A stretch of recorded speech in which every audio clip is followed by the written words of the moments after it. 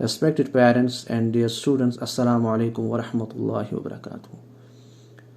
जैसा कि आप लोग जानते हैं कि हमारी यूटी डिजिटलाइज हो रही है, इसके साथ ही हमारा एजुकेशन डिपार्टमेंट भी डिजिटलाइज हो रहा है। तो इस सिलसिले में डिजिटलाइज होने के लिए हर एक स्टूडेंट का रिकॉर्ड एजुकेशन डिपार्टमेंट के पास होना चाहिए, ताकि वो बहुत सारी स्कीम्स को अवेल कर पाए, जैसे कि scholarship, free books, free uniform, ये सारी चीज़ें आपको मिलेगी। इसके लिए आपको सिंपली क्या करना होगा, आपके व्हाट्सएप ग्रुप्स में, स्कूल व्हाट्सएप ग्रुप्स में आपको मैसेज आएगी, लिंक एक आएगी स्टूडेंट रिकॉर्ड के नाम से, जो surveyhot.com की तरफ से होगी। तो आपको सिंपली इसके ऊपर क्या करना होगा, क्लिक करना होगा। तो क्लिक करते ही आपके सामने इस तरह का पेज खुलेगा, इस तरह का फॉर्म खुलेगा, जैसे कि गूगल फॉर्म हम भरते थे उसी तरह ये भी भरना है। तो सबसे पहले हम सिंपली यहाँ पे क्या करेंगे, हम क्लास को सिलेक्ट करेंगे।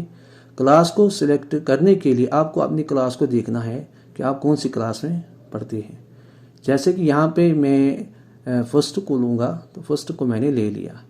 इसी तरह उसके बाद सेक्शन को आपको क्या करना हो, आपको स्कूल आईडी कार्ड है, मार्क्स शीट्स हैं या मार्क्स कार्ड्स हैं, उसके ऊपर आपको लिखा हुआ होगा कि आप कौन से सेक्शन में आते हैं। तो यहाँ पे मैं सेक्शन ए डाल रहा हूँ। इसके बाद रोल नंबर भी आपको स्कूल आईडी कार्ड पे मिलेगा और उसके बाद या मार्कशीट पे मिलेगा। तो जो स्कूल में आपका रोल नंबर है तो वो वही आपको यहाँ पे डालना है। तो उसके बाद यहाँ पे स्टूडेंट नेम एज पर आधार है, जो आपके आधार कार्ड के ऊपर आपका नाम है वो यहाँ पे डालना है। जो स्पेल आधार कार्ड के ऊपर है वो यहाँ पे डालनी है।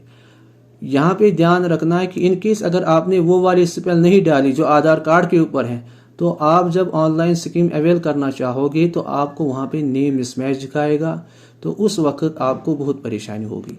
तो ये इस बात का ख्याल रखिए कि यहाँ पे वही चीज़ आपको डालनी है जो आधार कार्ड के ऊपर आपका नाम है। उसके बाद स्टूडेंट आधार नंबर जो भी आधार कार्ड का नंबर होता है वो 12 डिजिट का होता है।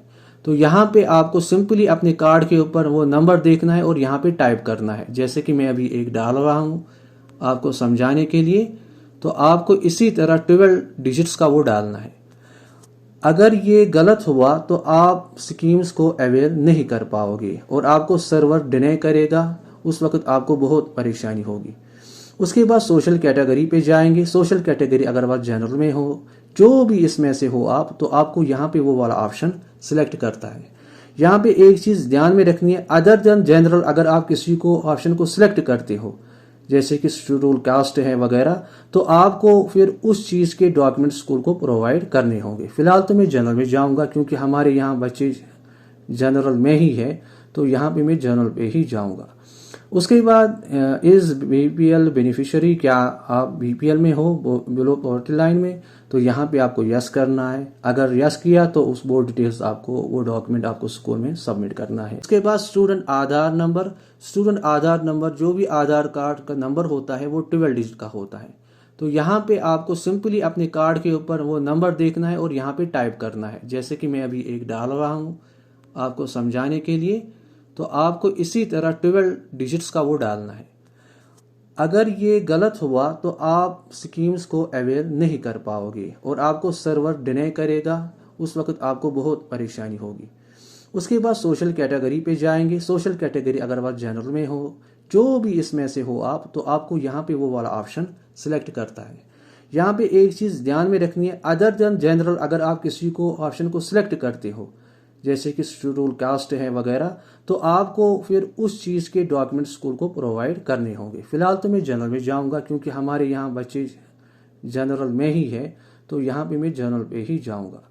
उसके बाद इज बीपीएल बेनिफिशियरी, क्या आप बीपीएल में हो, बिलो पॉवर्टी लाइन में, तो यहाँ पे आपको यस करना है। अगर यस किया तो उस बोर्ड डिटेल्स आपको, वो डॉक्यूमेंट आपको स्कूल में सबमिट करना है, ताकि हम उसका रिकॉर्ड रखें। इन फ्यूचर अगर एजुकेशन डिपार्टमेंट ने मांगा या गवर्नमेंट ने मांगा तो हम उनको प्रोवाइड कर पाएँ।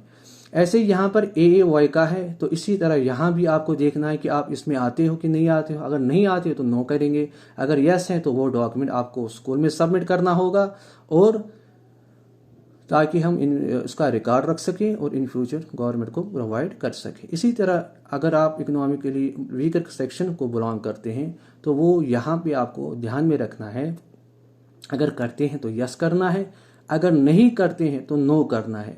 लेकिन यहाँ पे इकोनॉमिकली वीकर सेक्शन जो है, इनकी एक सर्टिफिकेट होती है, वो अलग से होती है। अगर वो आपके पास है तो ही आप यहाँ पे यस करेंगे, नहीं तो नो करेंगे। उसके बाद 10th पॉइंट जो यहाँ पे है, स्टूडेंट हैविंग एनी डिसेबिलिटी। हमारे स्टूडेंट कोई होता है जो स्पेशली एबल्ड होता है, अगर वो है तो यहाँ पे यस करेंगे, अगर नहीं है तो नो करेंगे। तो उसके बाद क्या है, received central scholarship last year. क्या पिछले साल आपने सेंट्रल स्कीम कोई ली है, स्कॉलरशिप ली है? अगर ली है तो यस करेंगे, अगर नहीं ली है तो नो करेंगे। यहाँ पे छुपाने की कोई ज़रूरत नहीं है, क्योंकि ये आपके फ़ायदे के लिए ही है।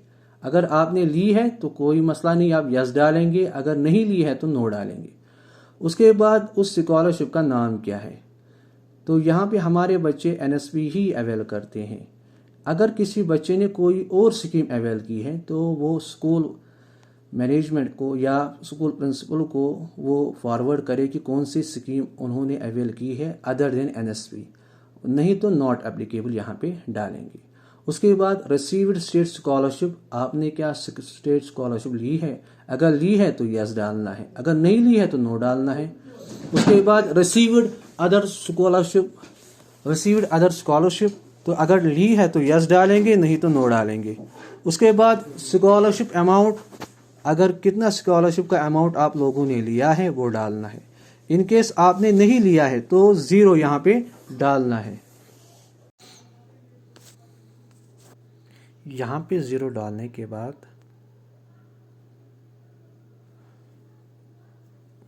तो यहाँ पे आप सबमिट कर पाओगे। एक चीज़ का ध्यान रखें, इन केस अगर किसी बच्चे ने बाय मिस्टेक कोई गलती से रॉन्ग डिटेल्स डाल दी तो वो अपने कंसर्न प्रिंसिपल को उसके बारे में मैसेज या फ़ोन करके उनको बताएंगे, और या स्कूल डायरेक्टली वो आ सकते हैं और उसको करेक्ट कर पाएंगे। नेक्स्ट, अस्सलाम वालेकुम वरहमतुल्लाहि वबरकातुहू।